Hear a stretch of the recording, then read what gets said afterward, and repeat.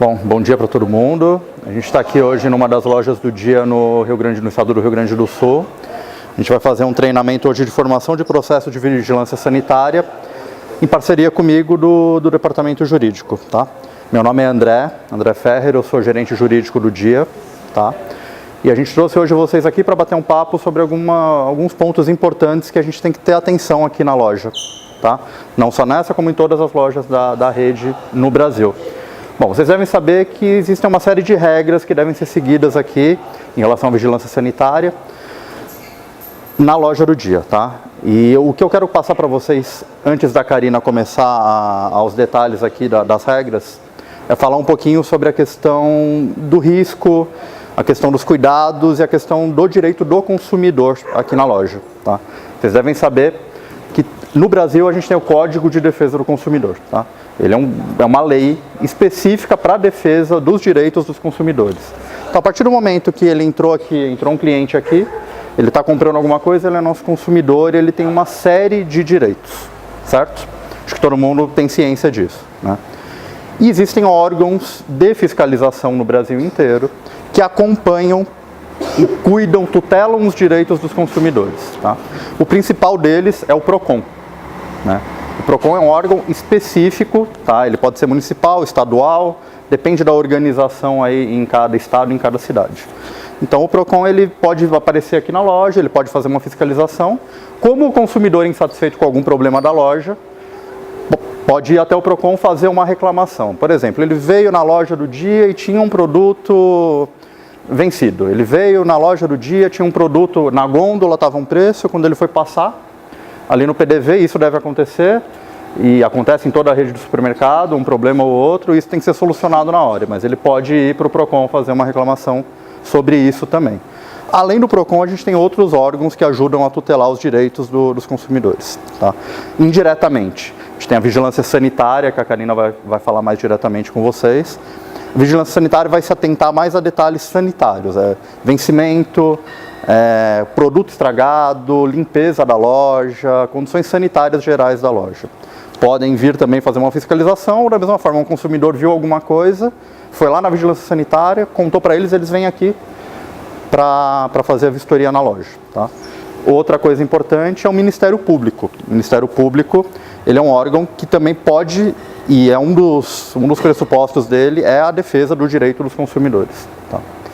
Então, o consumidor insatisfeito também pode fazer uma denúncia no Ministério Público, para que o Ministério Público venha em alguma loja do dia e apure alguma irregularidade na loja, tá?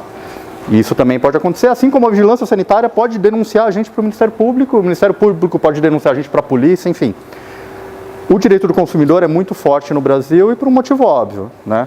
A gente precisa ter cuidado com o consumidor, né? E quem é a principal pessoa aqui para o Dia Brasil no contexto do negócio? É o consumidor. Se o cliente ele não vem mais na loja, o que acontece com a loja, né? A gente não tem mais a loja, né? A gente não tem mais o negócio não anda mais, tá certo? E eu queria passar para vocês, então, uma definição legal do que é produto impróprio para o consumo, tá?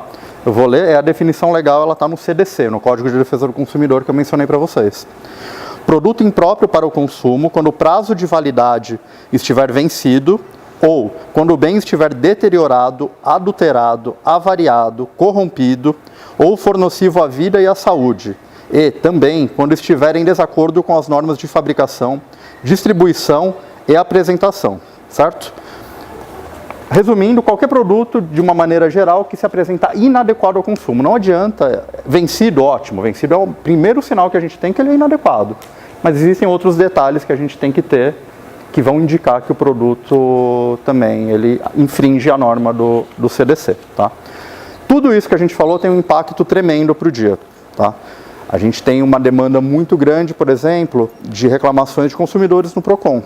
A gente tem bastante problema, multas que são aplicadas aí pela vigilância sanitária.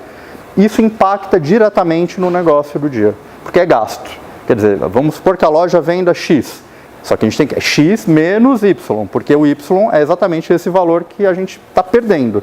Vendeu, mas tem um impacto que é a perda lá na frente. É a multa, é um acordo que a gente faz com o consumidor, tá? Então esses são aí os impactos, esse é panorama geral do ponto de vista do jurídico do que a gente tem aqui hoje para passar para vocês, certo? Sem prejuízo também, a gente falou de PROCON, a gente falou de Ministério Público, a gente falou de vigilância, sem prejuízo das ações judiciais. O consumidor ele pode deixar para lá todas essas etapas que a gente falou, ir direto, pegar um advogado ou ir direto no juizado especial civil e entrar com uma ação contra o dia.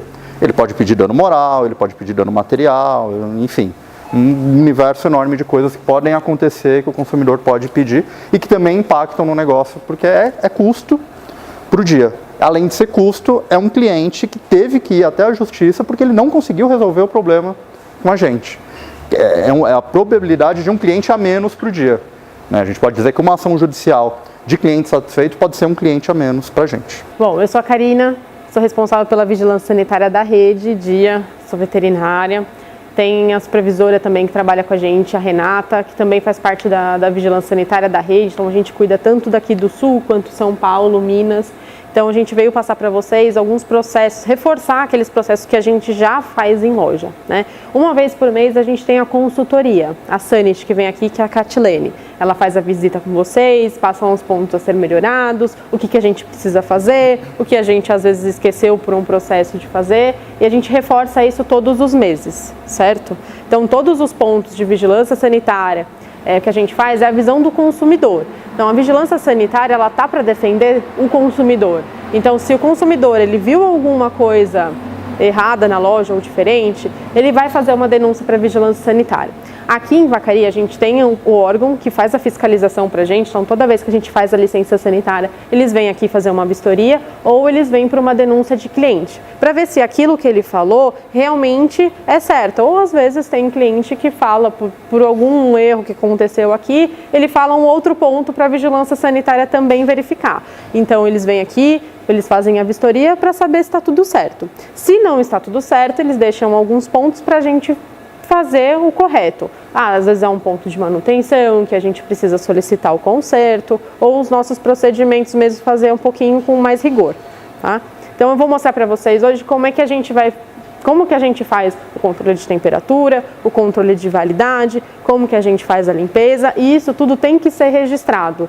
Isso tudo a gente tem que mostrar, tem que provar que a gente faz. Às vezes só no olho a gente fala, o produto vai vencer daqui a 10 dias. Não, ele tem que estar escrito isso no nosso processo, porque, por exemplo, às vezes a pessoa pode faltar ou pode ter um atestado, e uma outra pessoa tem que saber que aquele produto está vencendo naquele dia para fazer a retirada um dia antes, como o processo manda do dia, tá?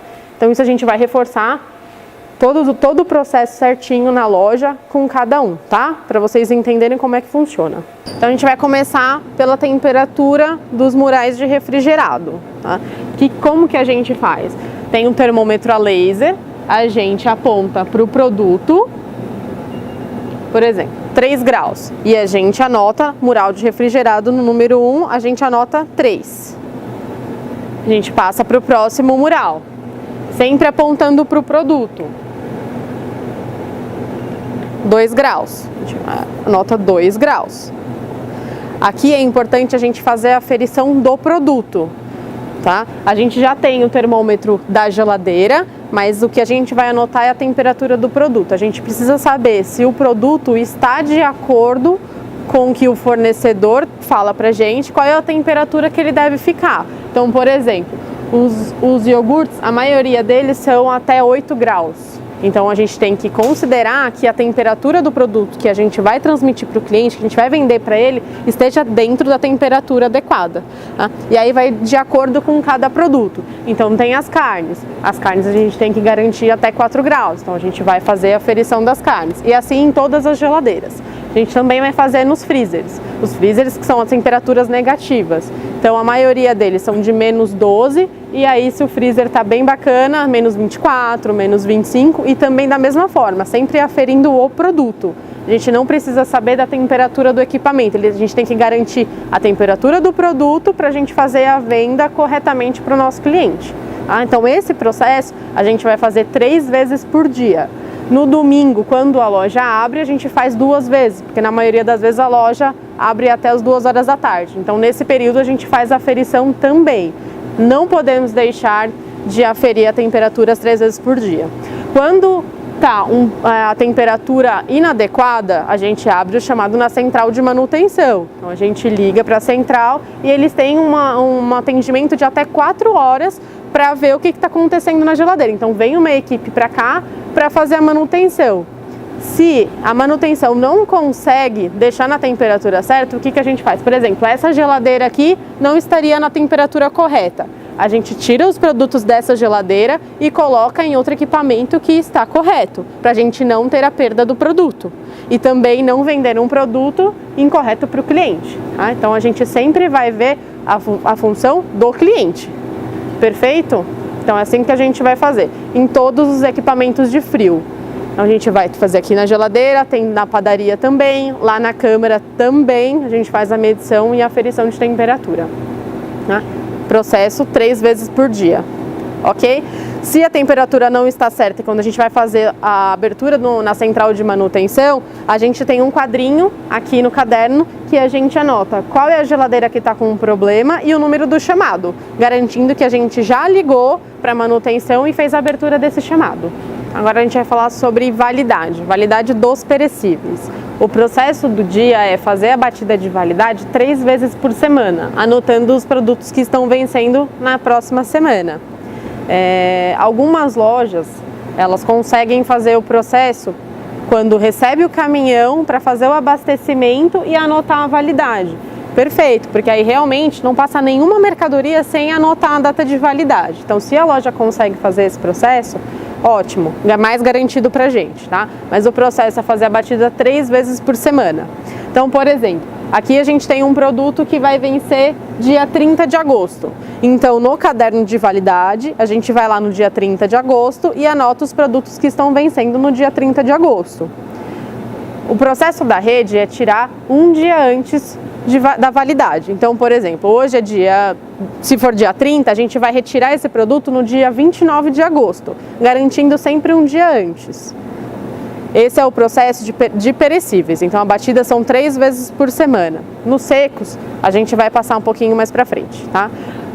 A gente vai anotar todos os produtos. E na batida de validade não adianta pegar só um produto. Tem que olhar todos os produtos da bandeja. Porque às vezes algum cliente, na hora de pegar o produto para comprar, ele pode misturar com outros produtos de outra data. Então pode misturar no mesmo bulto outra data. Então quando for fazer a batida, olhar item por item para garantir que não tem nenhuma outra data que não tenha sido anotada no caderno. Tá? Então esse é o nosso processo. Sempre um dia antes de validade. Tudo bem? E quando a gente faz essa retirada, tem uma parte do caderno que a gente coloca se a gente retirou o produto ou se o produto foi vendido. Isso vai garantir pra gente que a pessoa foi lá, responsável pela geladeira, olhou o produto e aí ele retirou ou foi vendido. Então é importante também esse item para ser ticado, para garantir que tudo fique na planilha de validade. Você é a Catilene? Tudo bom? Eu sou a Karina. Acho que as pessoas daqui da loja conhecem, é a nossa consultora da Sanity, que vem aqui visitar vocês, né, todo mês, pontuar vocês. Já conhecia ela, João? Sim. Já? Então, tá bom. Então vamos lá, agora vamos falar de secos. Então, no de secos, a gente também vai fazer a batida da validade uma vez por semana, anotando os produtos que estão vencendo na próxima semana. A gente sempre pode colocar os produtos que estão vencendo depois de uma semana, 2 ou até de um mês.